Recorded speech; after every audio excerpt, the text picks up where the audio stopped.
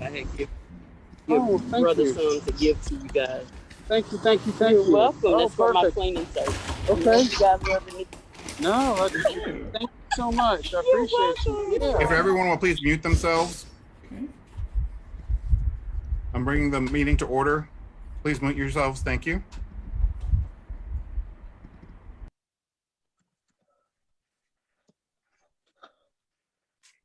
Good morning, and thank y'all for joining us on a Saturday morning. I'm Adrian Ozuna, President of Southwest Democrats, and on behalf of the Southwest Democrats, thank you for spending your Saturday morning with us. We have a jam-packed meeting, so today is our Civics 401, Ethics and Campaign Finance, featuring American Promise. Joan Ridley will be presenting in a moment, but we are going to give every elected person and candidate on the Zoom literally a few seconds to say hi. No speeches, please. Just say who you are and what you're running for, because we have a whole bunch of other things to do. So, Eric. Good morning, everybody. So I've been writing down as y'all have kind of come into the room. If we get to the end and I have not called your name, please go ahead and just speak up and let us know. Let's see. First, we have Judge David Fleischer. Hi, everybody. I am David Fleischer. I don't know what's going on. Okay, I'm David Fleischer. I am the judge in County Criminal Court at Law number 5. Man, you make me nervous. David Fleischer for Court 5. David Fleischer for Court 5. David Fleischer for Court 5. Thanks, everybody, and happy Saturday. Thank you, Judge. Judge Natalia Oakes. Excuse me. Hi, I'm Natalia Oakes, judge of the 313th Juvenile Court, and I'm running for re-election. My website's nataliaforjudge.com. Thank you. Thank you, Judge. Judge Deidre Davis. Hello, hello, hello. This is Judge Deidre Davis. Hello, Southwest Democrats. I am judge of the 270th District Court. Judge Deidre Davis, thank you. Thank you, Judge. Erica Ramirez. Good morning, everyone. Hope everyone's having a great weekend. My name is Erica Ramirez, and I'm a candidate for County Criminal Court at Law number 8. Okay. All right, Clarence Miller. Good morning, everybody. My name is Clarence Miller. I'll be running for Commissioner Harris County Precinct 4 in 2022. All right, thank you, sir. Judge Shannon Baldwin. Good morning, everyone. I am Judge Shannon Baldwin. I'm your presiding judge for Harris County Criminal Court at Law number 4. Baldwin, back to the bench. Thank you all. Thank you, Judge. County Clerk Tanisha Hudspeth. Good morning, everyone. I'm Tanisha Hudspeth, your Harris County Clerk. Thank you for your support in 2020. I will be running for re-election in 2022. Tanisha Hudspeth for Harris County Clerk. Tanisha Hudspeth for Harris County Clerk. Thank you all. Thank you, Tanisha. Jarrell Rogers. Good morning, Southwest Dems. My name is Jarrell Rogers. I'm a candidate for Harris County Criminal Court at Law number 14, JarrellForJudge.com, Facebook, Instagram. Thank you. Thank you. Melissa Morris. Good morning, Southwest Dems. I'm Melissa Morris. I'm running for the 263rd District Court. Melissa Marie for 263. Thank you. Kyle Carter, Judge Kyle Carter, excuse me. Hey, y'all. I'm Judge Kyle Carter, running for 14th Court of Appeals, Place 2. The asking for your vote. Judge Kyle Carter, Judge Kyle Carter, Judge Kyle Carter. Thank you so much. Thank you, Judge. Maria Benzon. Hi, good morning. My name is Maria Benzon, and I'm running for Houston ISD's trustee for District 5. So you can check me out. I'm really excited. I'm actually block walking my first time today for my campaign. So if anybody wants to help out, let me know. Maria Benzon, Houston ISD District 5. Thank you. Thank you, Maria. Michelle Palmer. Hi, everyone. This is Michelle Palmer, the only teacher running for State Board of Education, District 6. I would appreciate your support, since I ran last year, and I am running again this year. Thank you very much. Thank you, Michelle. Denise Brown. Hi, everyone. This is Denise Brown. I'm running for the 270th Judicial District. It's a civil court. I'm running on integrity, efficiency, and equality. Thank you. Thank you. Jamiel Haynes, and I'm sorry if I mispronounce it. Please correct me if I did not say it right.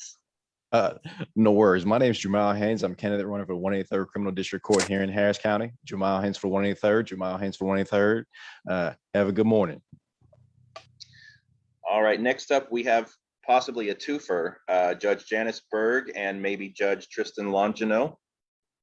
Good morning, Southwest Dems. Janice Berg, running for re-election to the 247th. My husband, Judge Longino, has just taken the kids to the farmer's market. So he tried to say hello before, but we'll see y'all around. Nice to see everybody. Take care. No problem. Thank you. Mauricio Vasquez. Good morning, Southwest Dems. My name is Mauricio Vasquez. I'm running for Judge of County Criminal Court at Law number 7. Mauricio Vasquez for Court 7. Thanks. Good morning. Thank you. Judge Chris Morton. Okay, babe, they're starting them. Raise my hand. Okay, good morning. My name is Chris talk. Morton. I am the judge of the 230th District Court. That's a criminal felony district court.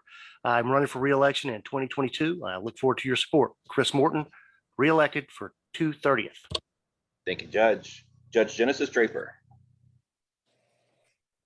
Good morning, Southwest Dems. My name is Genesis Draper. I'm your judge for Harris County Criminal Court at Law number 12.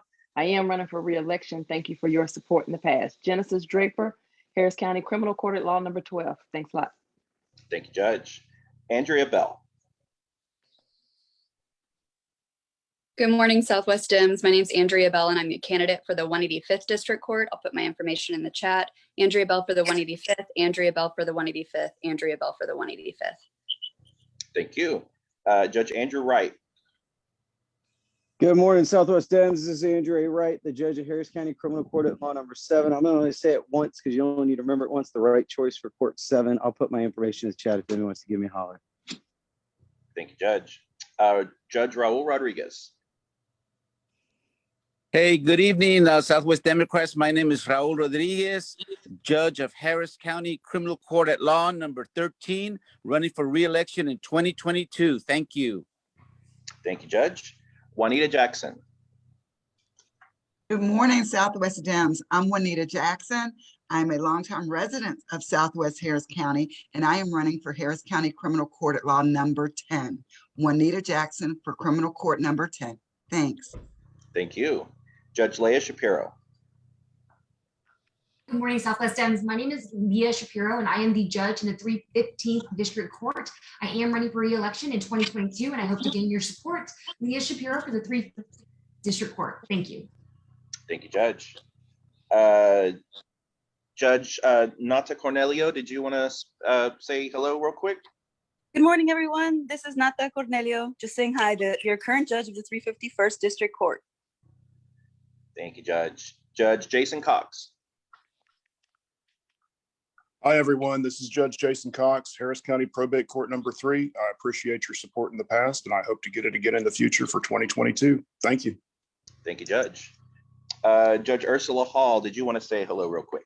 Happiness and health, everyone. Thank you for being here and for everything you do for democracy. Thank you, Judge. And the last I have on my list is Judge Jason Long. Hi, good morning, Southwest Dems. This is Judge Jason Long. I'm the judge of the 185th District Court. I sat with you guys on my very first JRR, so I hope to have your support again. Judge Jason Long for the 185th, Judge Jason Long. All right. Is there anybody that is running for office that I missed? Going once, going twice. All right. Thank you, everyone. Thank you. All right, good morning again. Let me go ahead and put up the minutes from the last meeting.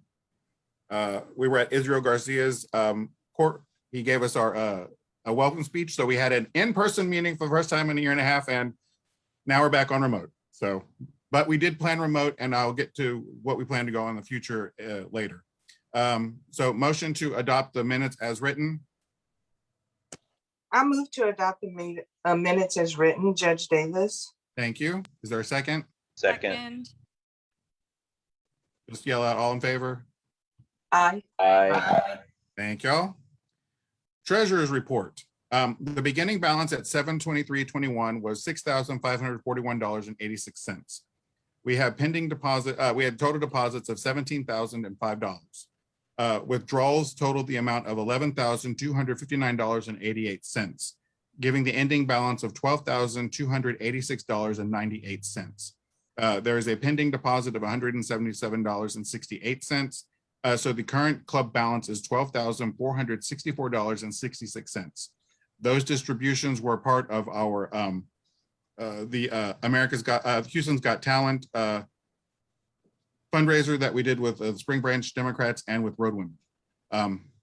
Motion to adopt the treasurer's report. So moved. Thank you. There's a second. Second. I'll second. All in favor? Aye. Thank you all very much.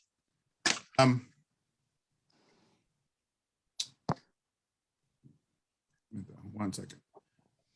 Okay, I'm just going to go through a few brief things before we let Joan Ridley of American Promise come on and do the presentation. But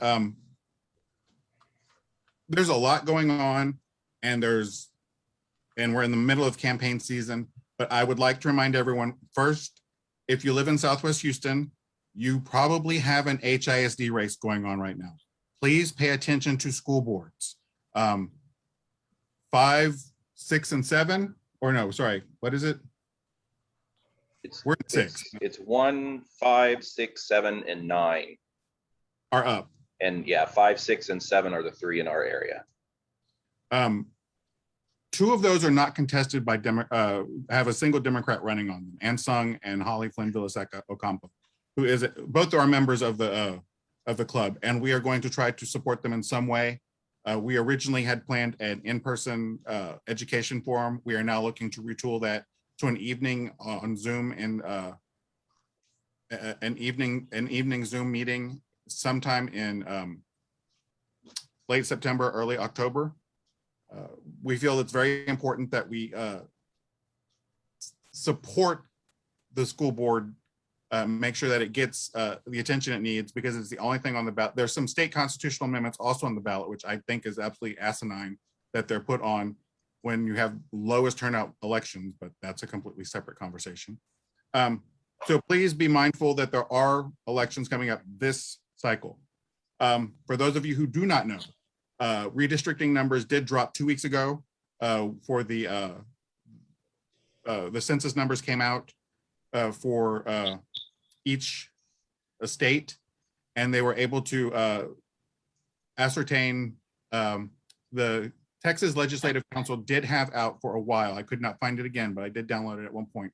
The plus minuses for the targeted number for what a district should look like when it came to a congressional seat, a Senate district seat, the State Board of Education, and for a Texas House seat.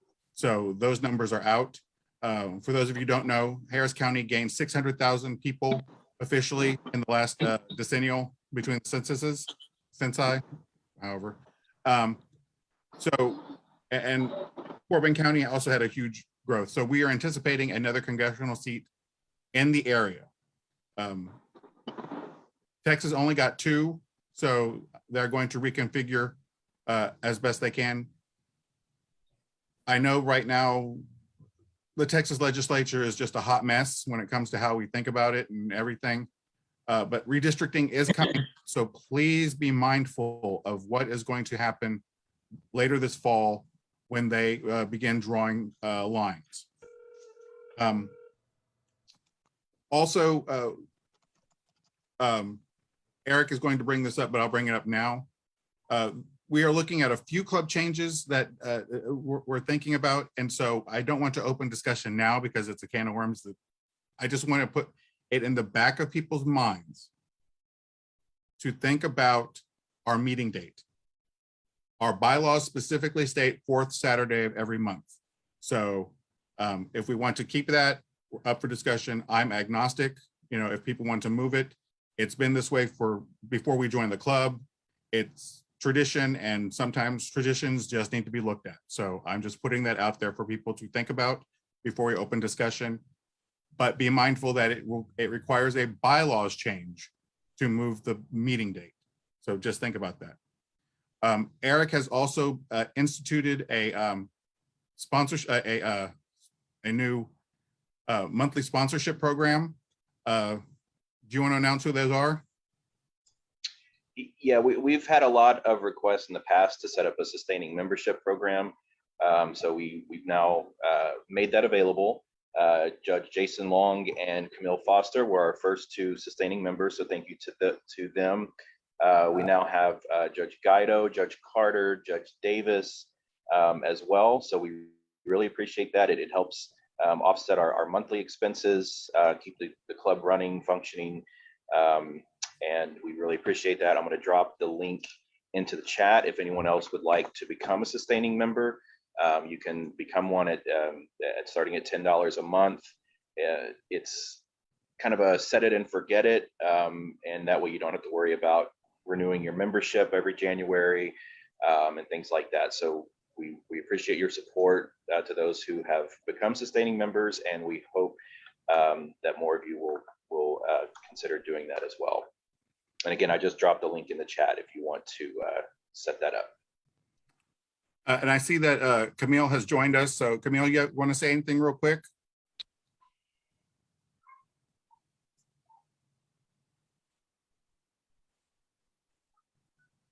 If not, we'll come back to you right now. So I didn't have a whole lot to go over at this point. I wanted to just get some of that stuff out there, some housekeeping.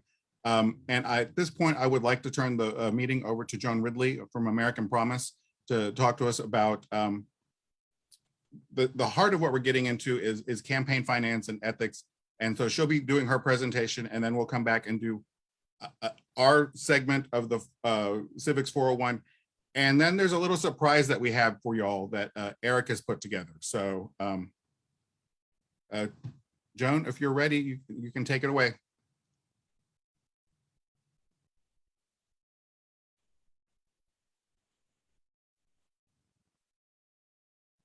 Joan? She's muted. Joan, you're muted.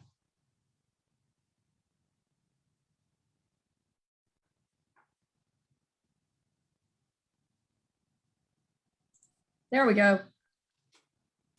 Excellent. Okay, sorry about that. Thanks for having me. I really appreciate being here. My name is Joan Ridley, and I am a volunteer for the North Texas chapter of American Promise. We're a nationwide organization. We're cross-partisan, which means we welcome all parties. In fact, we'd love to have more Republicans. And we're working to ratify an amendment to the US Constitution to end unlimited, concentrated, and uncountable money in our political system. Thank you for letting me speak today. I'm going to review some very basics about big money in politics and the impact it's having on government. In all of the political noise, we can forget that as Americans, we have some shared values that transcend all political affiliations. We believe that all Americans are equal citizens entitled to equal representation in our government. We believe in human liberty, and we strive to create a system of effective self-governance. But our political system is under stress. Most Americans believe that government is run by the people. Sorry about that, is run by a few big interests looking out for themselves, not for the benefit of the people. At American Promise, we're trying to address a root cause for this dangerous distrust and dysfunction. We've just been through the most expensive election in US history. Now I'm talking about the 2020, of course. Open Secrets, and we're going to share links to all of this for you. Open Secrets collects data about federal elections, the presidential race and races for the US Senate and House of Representatives. The cost of these races this year in 2020 was $14.4 billion. That's billion with a B. That's twice as much as was spent on the presidential election in 2016. But The sheer magnitude of the money in the system is only part of the story. Money in politics takes several different forms. Donations to campaigns by individuals and traditional political action committees, outside spending by super PACs and dark money groups, and out-of-state money, donating to campaigns and engaging in outside spending. The big picture, of course, is a system of political spending designed to influence the outcomes of elections and buy access to elected officials. So how did we get here?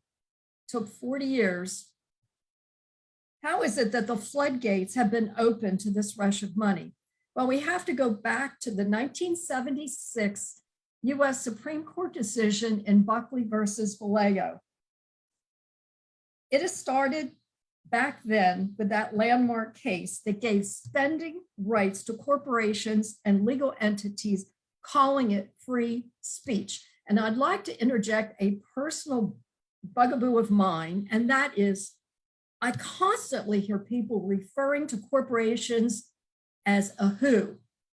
Corporations who. When I was growing up, it was a that or an it. So I try to correct people whenever I hear that. But it was this case that gave corporations the right of free speech. Then fast forward to 2010 with the US Supreme Court decision in Citizens United versus the Federal Election Commission. It married the ideas of money equals free speech and that corporations are persons. And that is the second important concept here. Corporations are persons entitled to amendment speech protection. A subsequent decision employed the same reasoning, giving rise to the super PACs. The result has been an explosion in the amount of money in politics, drowning out free speech of every citizen. Our elections are overwhelmingly dependent on money from big donors, and a significant number of those big donors are really big. Mega donors who give millions of dollars to super PACs. Our allies at Issue 1 just produced a report saying that in the period of 2009 to 2020, only 12 mega donors and their spouses gave $1 out of every 13 spent on federal elections.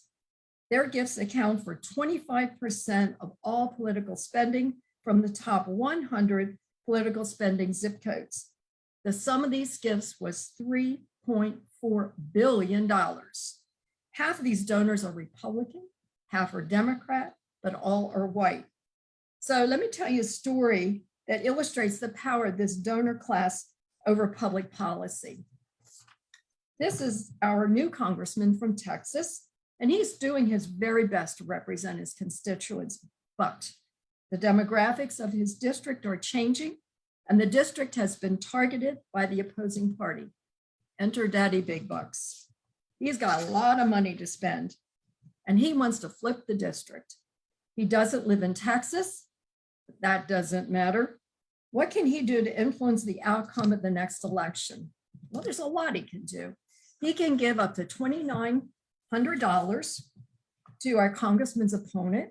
He can then give another $5,000 to a political action committee that in turn give money to his political opponent. But that's peanuts because our wealthy individual has a lot more money to spend. He can give unlimited amounts of money to super PACs, any amount he wants.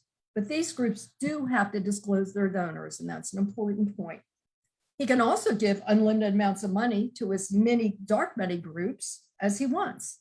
What makes them dark is the fact that they don't have to disclose their donors.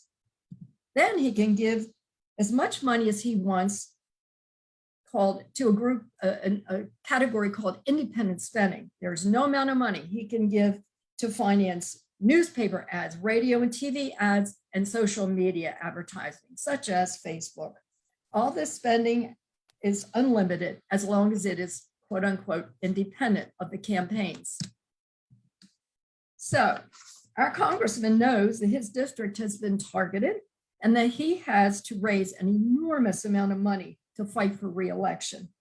So what does he do? He has to leave his office on Capitol Hill every day and go to sit in a cubicle in his political party's office and make endless calls to wealthy individuals, members of the donor class. And he has to court the support of friendly PACs and that contribute to his campaign. He has become a telemarketer for his own reelection, spending 30 to 70% of his time dialing for dollars. Now that's precious time that he could be spending meeting with constituents, learning about the issues, studying legislation, and building relationships on Capitol Hill that help him to get stuff done. So here's what we can and can't regulate. Under current Supreme Court jurisprudence, the only part of this picture that we can regulate is the amount of money that our wealthy individual can give to the campaign of our congressman's opponent and the amount he can give to traditional PACs that in turn give money to the opponent's campaign. We can't regulate any of the rest of it, not the donations to super PACs nor to dark money groups. They're quote unquote independent spending to our donors' own independent spending because the court has declared that all spending to be quote unquote speech, deserving of First Amendment rights. But the court is wrong. Money isn't speech, money is power. And we must not equate economic power with political power. They aren't the same thing. So let's talk about outside spending. Outside spending has exploded in the wake of the Citizens United decision.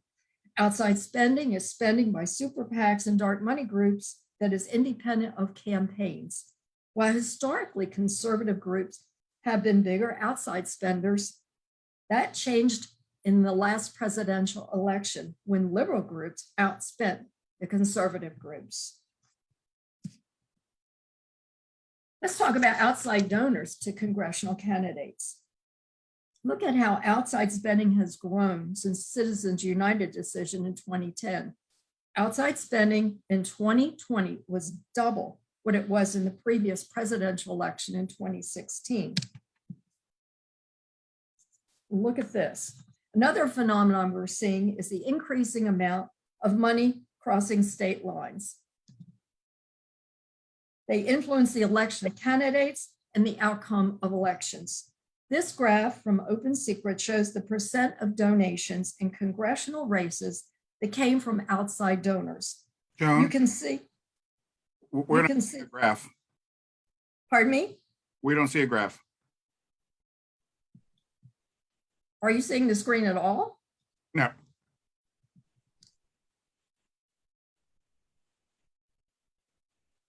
Did you switch over to my screen? Because I've been showing a lot of slides. You have an option to screen share. We're not seeing it. Okay, let me end the slideshow. I have no choice. You haven't been seeing any of these? No. Can you see it now? It's coming up now. Oh, gosh. You have missed every single slide. I'm sorry. Do you want me to continue? Please. All right, I am so sorry. The only option I have, I think, is to give you the slides, Adrian. Okay, that's fine. Okay, hold on. I thought I clicked it, but maybe I didn't. You've missed all of this. You thought I was just going to talk to you, huh? Okay, here's where we were. So another phenomenon we're seeing is the increasing amount of money crossing the state lines to influence the selection of candidates and outcomes of elections. This graph comes from Open Secrets, one I've referred to before, that shows the percent of donations in congressional races that came from out-of-state donors. You can see that it has risen in all four categories: donations to House Republicans and Democrats, and the bottom lines, donation to Senate Republicans and Democrats, the top lines.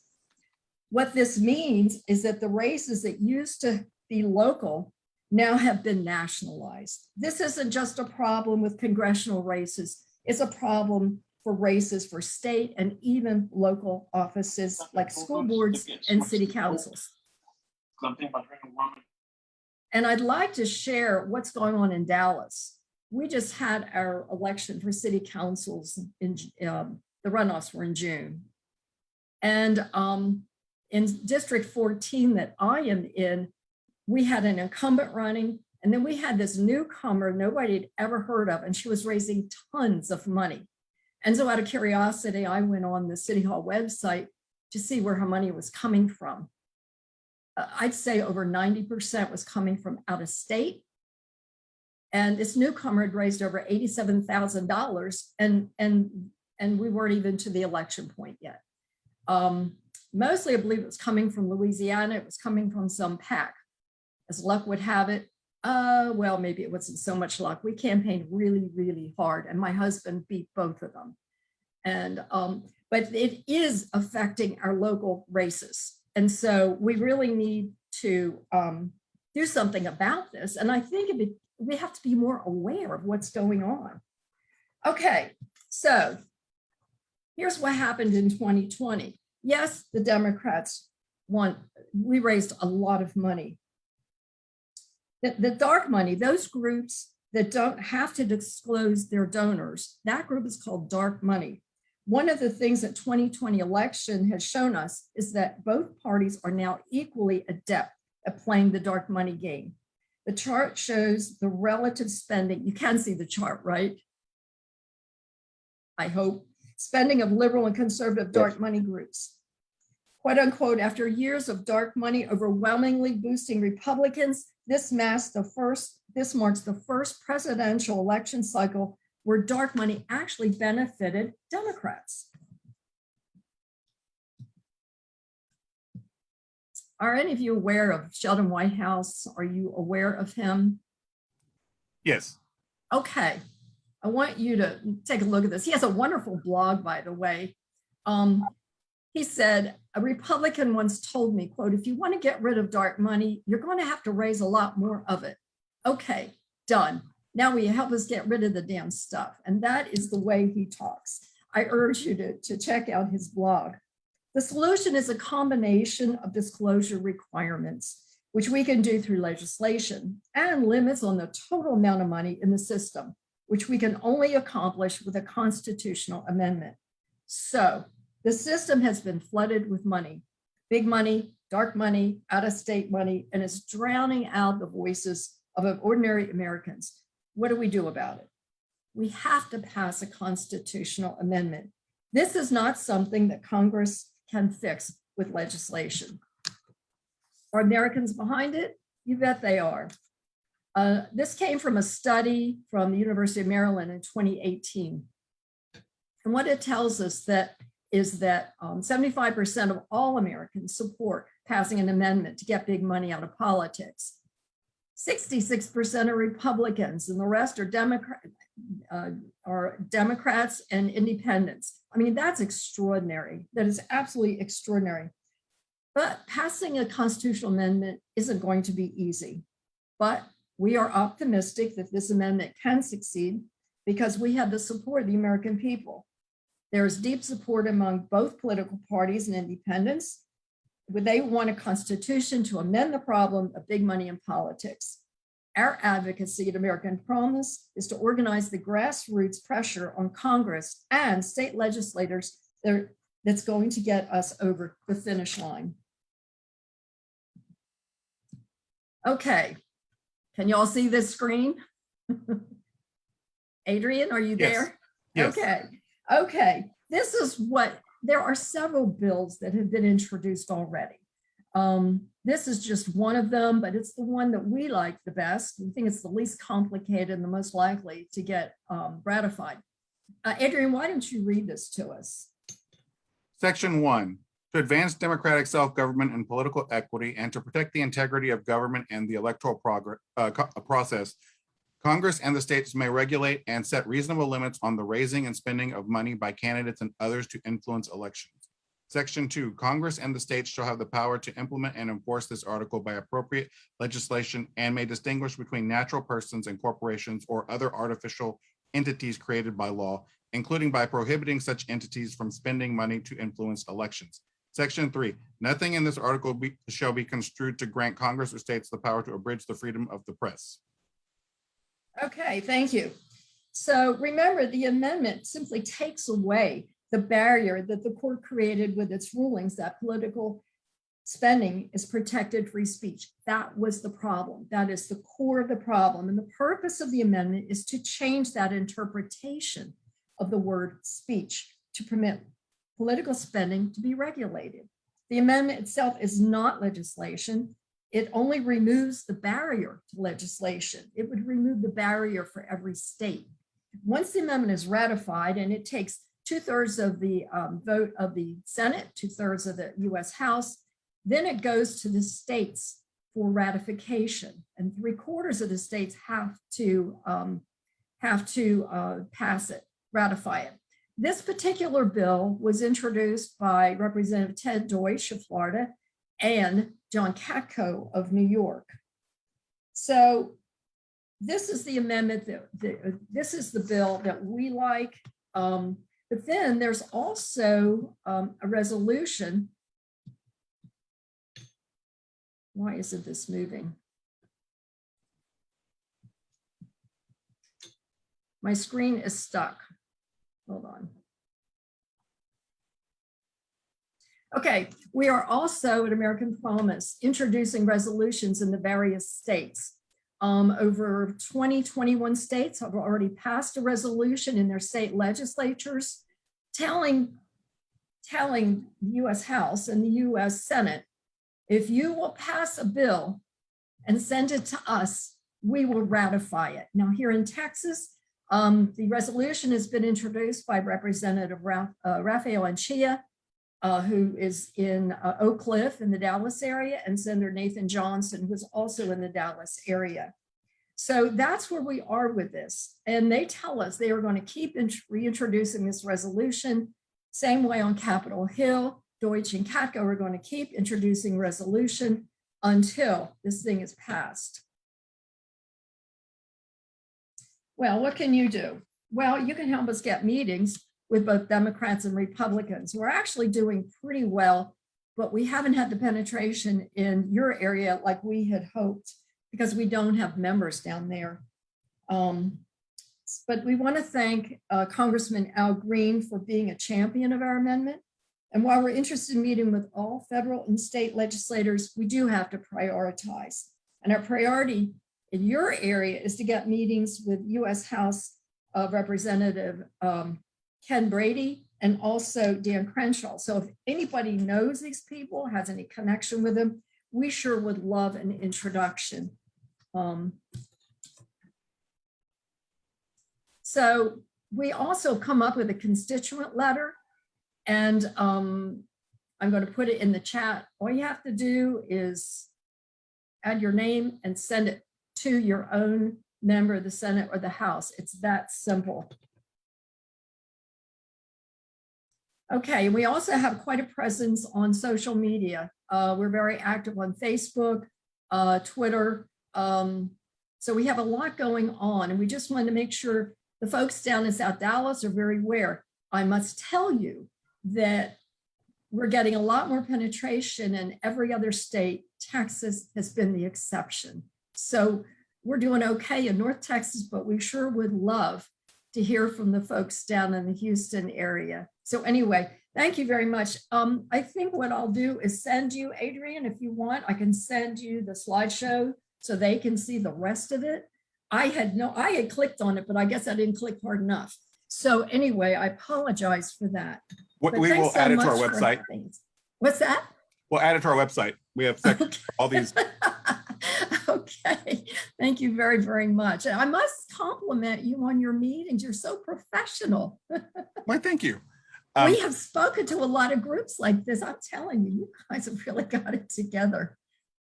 Thank you, thank you. Are there any questions? Hold on. I have one. Go ahead, Andrew. I just wanted to add a couple of points. The problem is that corporations are considered citizens. And actually, it was created back in 1886 in a decision called Santa Clara versus Southern Pacific Railroad.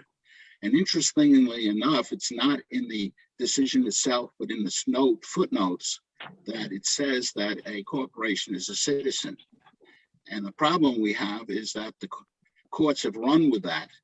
And the reality is the corporations are not citizens, and we really need to take a stand on that. As far as getting some movement in Southeast Texas, I had about 5 years ago been part of a group called Move to Amend, where we were trying to amend the Constitution to change both the fact that money is not considered free speech and corporations are not considered people. We had a lot of trouble getting momentum going in the Southeastern Texas area. I'm hoping your group will be more successful than we were. We have been. And as I said, Texas has been the holdout. The other states are coming on board pretty quickly. Texas is a tough one, as you know. Yes. But we are getting a lot of traction now. And I think the Citizens United court case, it opened the eyes of some people. But I think what is changing minds and creating awareness more than anything is I can't think of any issue where the public has one opinion and our legislators have another. Gun control, Medicaid expansion, reproductive health for women, climate change is a huge one, and that's just 4. If you look at any issue where our legislature and federal as well is not legislating to reflect the will of the people, almost always money is behind it, almost always, whether it's the NRA or there's lobbyists that being funded with all this money. That's what's causing the problem. But I think that's what's created the awareness and why we're probably getting good traction, but not in Harris County, unfortunately. Well, we will see what we can do on our end when it comes to meeting certain of those people. Rep Theory and Rep Wu represent Southwest Houston. Senator Miles represents Southwest Houston. Congresswoman Fletcher represents Southwest Houston. So we will see what we can do about getting your information in front of them and setting up and reaching out to them. Yeah, one of the things that has been working pretty well is there are members of Congress and members of our state legislature who do cross the aisle. The Democrats do have some relationship with the Republicans, and they are bringing this issue to their awareness because these guys are sick of fundraising. Let's face it. It's not fun. And they probably rather be talking to people like us, their constituents. So when we go at it from that angle, we have pretty good luck. Yes. Colin Allred, and trying to think who else. Colin Allred has been very, very successful at pushing this issue on Capitol Hill. And he's been very good at creating relationships across the aisle. He's in US House 32. But thank you very much. Thank you. I do not know about Brady or Crenshaw. They tend to not take calls from their Democratic constituents, but I will see if there's someone who has an in to get you at least a conversation of some kind. Ann is very good at meeting with the Republicans. Perhaps she's more restrained than I am. But she does very well at it. We were up in DC, I think it was in October 2019. And we met with a lot of Republicans and Democrats. We had pretty good luck. They were willing to listen at least. So anyway, the battle is getting them to listen. It is. Getting the meetings is really not easy, but we did it. Adrian, thank you so much for having us. We really appreciate it. Thank you very much. And let's stay in touch. Absolutely. Thank you very much. Thank you. Good luck to all the judges. Thank you. So let's keep on this idea. And this is a quick presentation of our overview of the Civics 401. I cut it down from the last one because, like I said, there's a little surprise that we have. Well, I consider a surprise that Eric put together.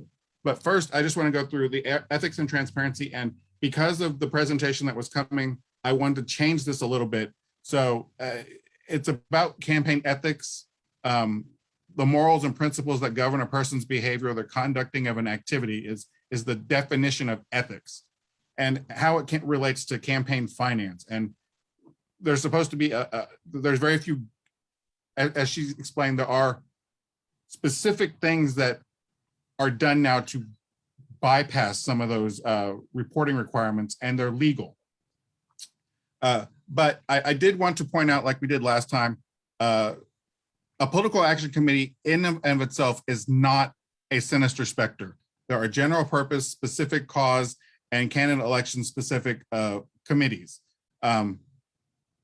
Cancer research, climate change, local clubs that can be PACs, and then the friends of PACs that are developed to help support a candidate. So they're neutral in themselves, and they are avenues for raising additional money. And then there are the super PACs that, like Joan had mentioned, that can raise unlimited amounts of sums from multiple places that are not permitted to coordinate directly with the candidates or parties. And that is where some of the actual ethic problems come into, because it's the coordination and the definition of. And I did use the little group of the bad guys picture from my childhood in there to kind of symbolize that, from the wacky races. But dark money is a big issue because it hides donors. But one of the things that we wanted to do is highlight, before I get to the other thing, is highlight 2 people in the Houston area that donate money, and we just want to see what they do. They are usually held up in some level of esteem. And one of them is, first of all, this is the 21-22 cycle for what is allowed for a campaign on the federal level. An individual can donate $2,900. And then how much can go to a candidate committee? $2,000 per election. To PACs, $5,000. And so forth. It's on the slide, and this slide will be loaded on there. But I wanted to show you, before I get to the other thing, come on, not that one. First of all, Tillman Fertitta and what he donated in the last cycle. So the very first line says he donated to Biden for president $2,800. And then the second line shows he donated $2,800 to the Democratic senator candidate for senator in Colorado, Hickenlooper. But the very next line shows he donated $65,000 to Cornyn's PAC.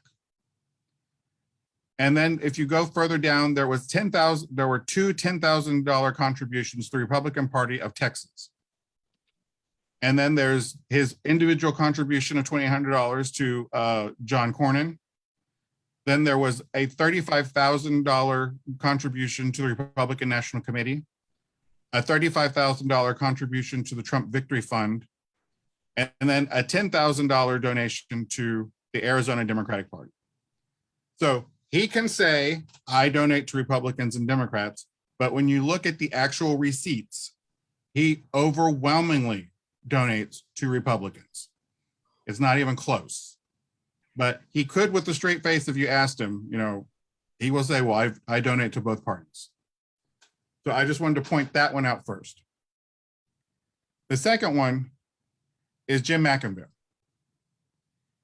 who donated to Ted Cruz, $2,800.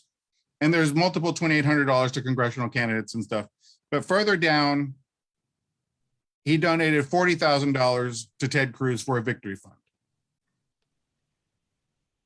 So again, and he also did to Troy Nels, $2,800, which no accounting for taste also.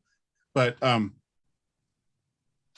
I just want to reiterate that, when people are held up as paragons, all of this is public information. When you file with the TEC, the Texas Ethics Commission, or when you file with the Federal Ethics Commission, you can search and find this information, who's donating and how much they're donating. And so that is step one when it comes to ethics, is at least shining a light on, okay, why are you giving $10,000 to this person? Or as Joan was pointing out, money that's going across states. You know, why is he donating, you know, all this money to, I mean, I personally don't mind that he donated Fertitta donated $10,000 to the Democratic Party of Arizona, but why? Specifically when he gave $20,000 to the Texas Republican Party. So he likes Democrats in Arizona, but doesn't like Democrats in Texas. So that, you know, my issue with that. So I just want to reiterate to everyone that there are several different ways to track this stuff. But the little surprise that I want to show, if I can get to it, hold on, is this. Can you all see this? The campaign finance research. Eric put together a little pamphlet, and you want to drop the link into the chat now? Yeah, I'm going to drop the link. It's right now, it's just shared from my Google Drive. It will be moved to the website, but I'll go ahead and drop the long link in the chat. So this is the campaign finance research guide that Eric put together. This is the table of contents. Federal candidates, the Federal Election Commission, how to research reports, state and district candidates, Texas Ethics Commission, county candidates, City of Houston candidates, HISD candidates, HCC candidates, and other resources, specifically the links to like Open Secrets and Transparency USA. So he wanted to give a comprehensive place where you can go and actually look, and he put the screenshots in and everything. Federal Elections Commission, a hyperlink that works, and then the drop downs on where to get the data for what you want to research. So this is the page 2 is the FEC. And he's just highlighting all data, and then the steps to how you get to something and how you get to finance a financial summary. And he has it highlighted with the 22 cycle. And some of these things do take a little bit of time.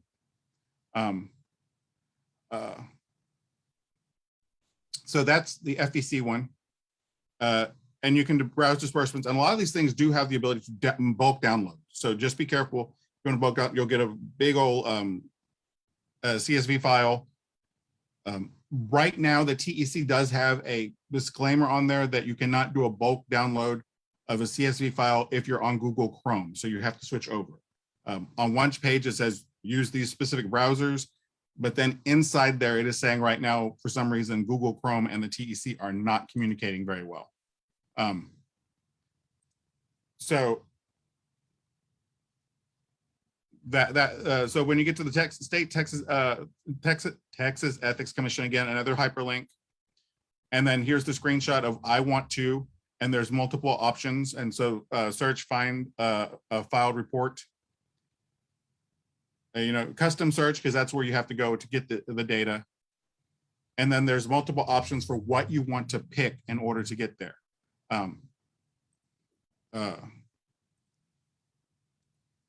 And so you search by filer name, unless you have a list of filer IDs. I do have filer IDs for specific, all of the club packs, because we report for the audit committee for HCDP. So I have that list. So if you have your filer ID, that's that option, but most of you are just gonna go have it by name. So use the filer name. And Eric was using Gene Wu. So there's the filer ID and how to do it. And then it'll list again, here it says, you can do the raw data, and it says right there on this download, do not currently work with Chrome, so you'll have to switch over to something else. And then the next image is page 1 of 20, which tells you how many they have actually, when you consider it, how long someone's been in office and how many times they've run it. There are multiple options. So you can go through and look at several years worth of data if you wanted to, just to see who's contributing and where the disbursements are going, because it's all in those reports. So then he breaks out what advanced search looks like and how you can use that by there. And it will, the screenshot shows those entries and how to get that information, and then the options to how to retrieve that data. It's probably best to do it in Excel simply because it becomes sortable as opposed to in a PDF format. Excuse me. And then there's the county level and precinct candidates. It is on now the elections office, the elections administrator's office is where they hold it. And again, he's going, the screenshots show how to get to those parts of the of those websites. The hyperlink again is live, and then the step-by-steps of how to get there inside the website. Are there any questions so far?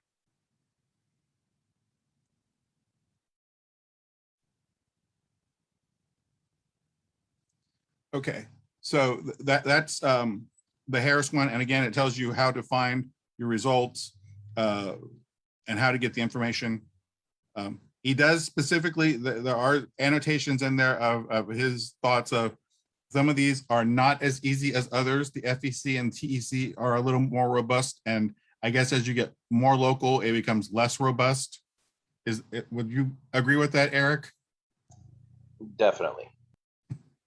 So the City of Houston website and some of that information for those filed electronically or those that get mailed, because again, if they're not filed electronically, then you have to actually get a scanned image of those. Eric, did you drop the link into the chat? Yeah, but I'll drop it again. Okay.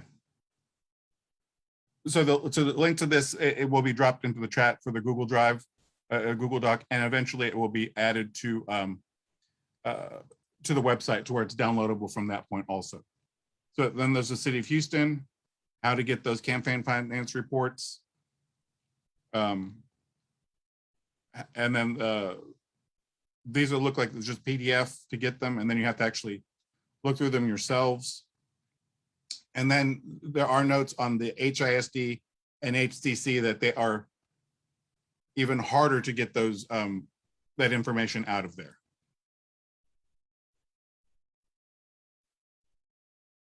Any questions?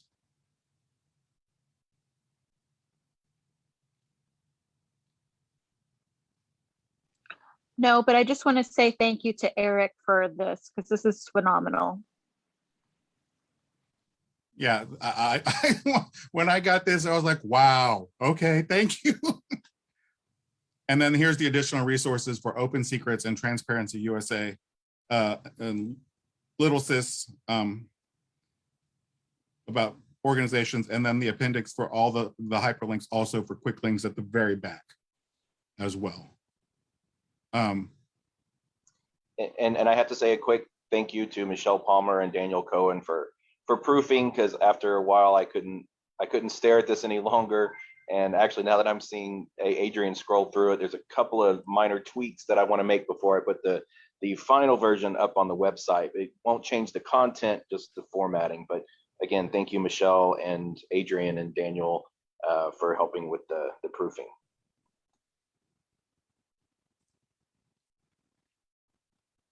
So that is a comprehensive list of how to research campaign finance filings and how you can do it yourself to find out either, you know, who's donating to whom, or how someone is spending their campaign finance dollars, their election funds. So it is multiple ways to look at it. I know I look at campaign finance reports because I have to for part of my role with HCDP. I only look at the top line, but it is just something to, it is a resource for y'all to use to help make all of us better citizens and to understand how our democracy works currently and how we can, as it was stated earlier, how we can move to change our democracy to get some of this money out of elections. Are there any questions?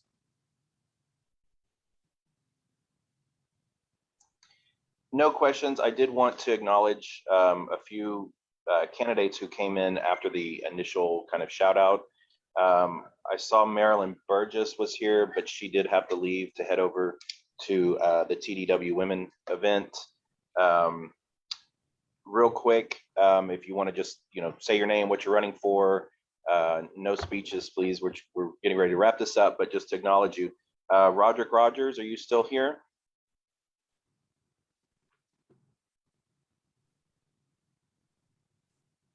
No. Okay. Roderick Rogers is running for JP 5 place 2, I believe it is. So he was here. Judge Mike Engelhardt.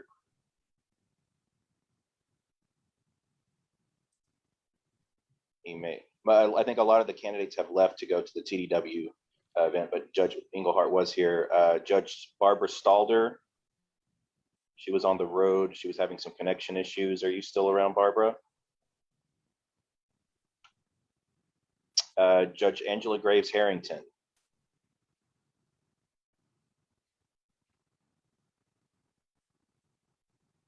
Judge Harrington. Judge Latasha Payne. Hi, everyone. Thank you so much for the information. Thanks for you allowing me to make a quick shout out. Judge Latasha Lewis Payne, 55th District Court, running for re-election in 2022. Thank you all. Thank you, Judge. Thank you. And the last one I saw was Twee Lee. Hi, good morning, everyone. Twee Lee, running for County Criminal Court at Law number 10. Thank you. Have a great weekend. Thank you. Thank you. Was there any other candidates or elected officials who came in late? Just want to say hi. Going once, going twice.